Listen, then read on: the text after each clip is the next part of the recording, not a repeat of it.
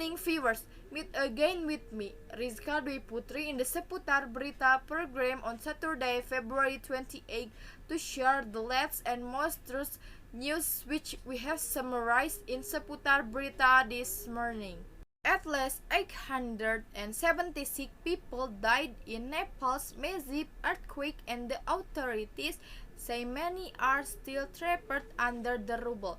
An earthquake measuring 7.8 on the Richter scale struck the area between the capital Kathmandu and the city of Pokhara, the United States Office of Geology said.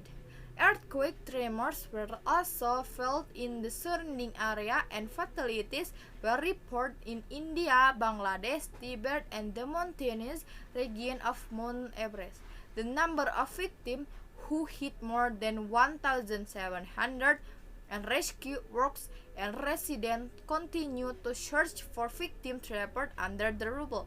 A number of historic buildings were also damaged, including the Daharaha Tower, which became one of the symbols of Kathmandu. Nepal is one of the earthquake-prone areas in the world.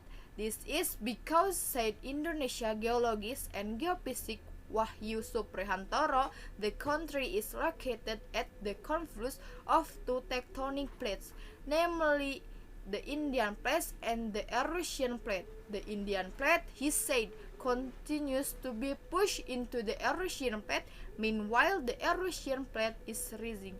The Indian plate is slowly pulling up beneath the Eurasian landmass. This process is what from the Himalayan mountains, which stretched as far 2,900 kilometers from India, Pakistan, Nepal to China. The two plates collide at a rate of about 2 centimeters per year.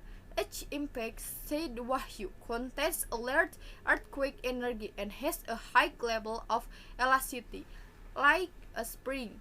At any time, it can stretch and produce an earthquake, he said.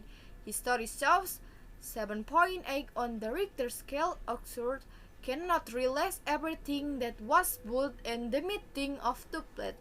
The stored energy actually opens the door for another earthquake, which can shake the earth with a magnitude of 8 on the Richter scale of even more. This Nepal earthquake destroyed more than 180 buildings in Kathmandu, the kota capital of Nepal. The most damaged two buildings occurred around the historic Basantapur Durbar Square and the further south between Sundahara and Teku. As reported by ABC News, more than 500 buildings suffered major and minor damage. The epicenter in Kathmandu and the city of Pokhara was also felt in northern India and triggered an avalanche of Mount Everest. And that was the news for this morning.